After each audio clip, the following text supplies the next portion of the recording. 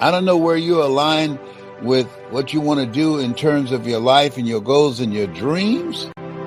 But I say what Dr. Miles Monroe said, live full, die empty, keep social distancing, do the things you need to do to stay alive. Listen to the scientists and not people who become internet scientists or Google scientists.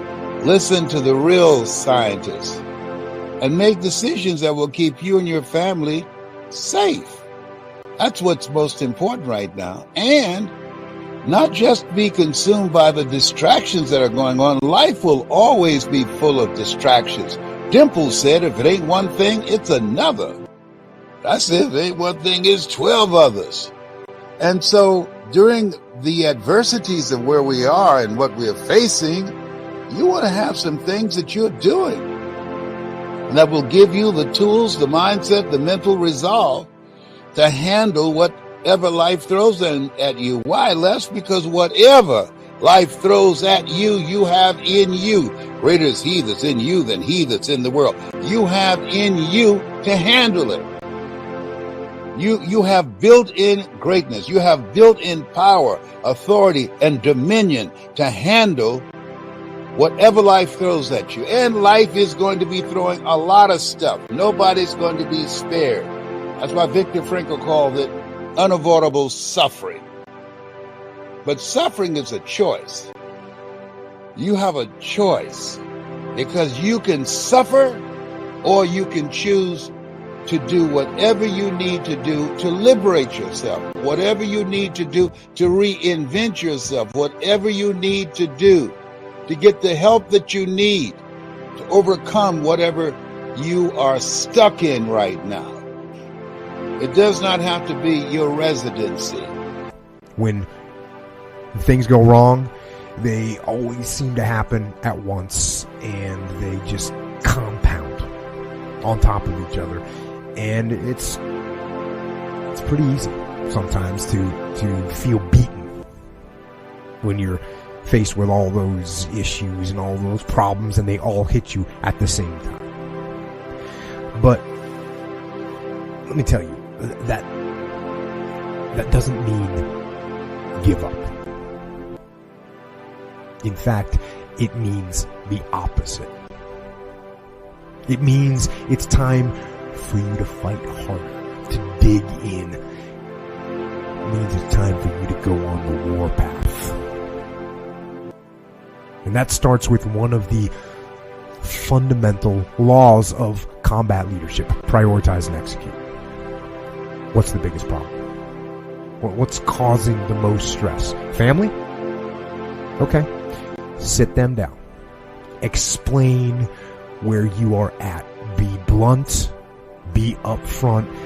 And then give them the simple plan of how you're going to get things back on track. Don't sugarcoat it. You give it to them straight. Next, you got some late payments. Call those creditors up. Explain to them what's going on. Set up some kind of a minimum payment plan so you can start making some progress and get them off your back. And then you got your job. Right? You're falling behind at work. Okay, talk to your boss. Face it. Tell him that you're going to step up your game. Tell him you're going to be at work early, you're going to be at work late, you're going to be at work during lunch, you're going to be wherever you need to be whenever he needs you to be there.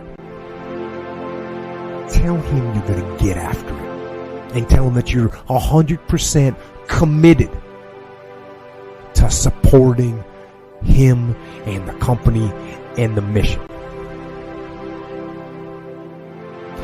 And then you get started. And I'm going to tell you right now, it won't be easy. It will be hard because life is hard. That's what life is. And these challenges that you face, they're going to do their best to take you down. Do not let them. stand up, dig in. Line up those problems and confront them, face them, fight them. Do not let them bring you down. In fact, let those challenges raise you up. Let them elevate you. Let their demands and their trials make you stronger. Let the adversity you face today turn you into a better person tomorrow. So in the future, you look back at these struggles and you say to them, thank you. You made me better. We all face difficulties that don't look like they'll ever change.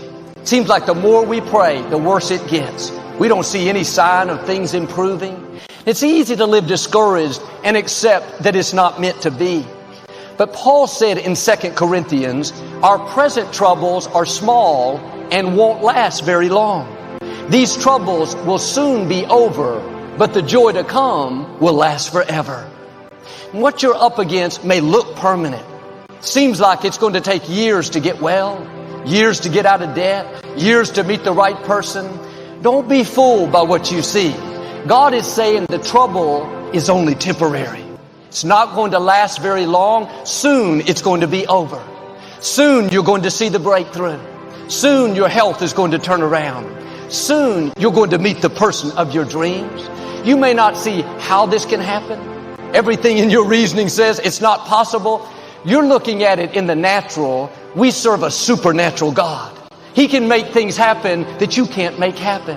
And instead of thinking of all the reasons why it's not going to work out, how it's going to take forever, try a different approach. Father, thank you that this difficulty will soon be over. Thank you that this sickness, this depression, this family problem will not last very long. Joel, it's already been a long time. That means you are very close to seeing it turn around. You're on the verge of a breakthrough. You're about to see freedom, promotion, problems suddenly resolved, dreams suddenly come to pass. Not in the sweet by and by, but soon things are going to change. Everything that's happening to you is God is processing. Every difficult moment you're having, He just processing. That's all He's doing. Everything you're going through is preparing you for what you ask God for. And if you need to be tough when you get to where you're going, then He gonna toughen you.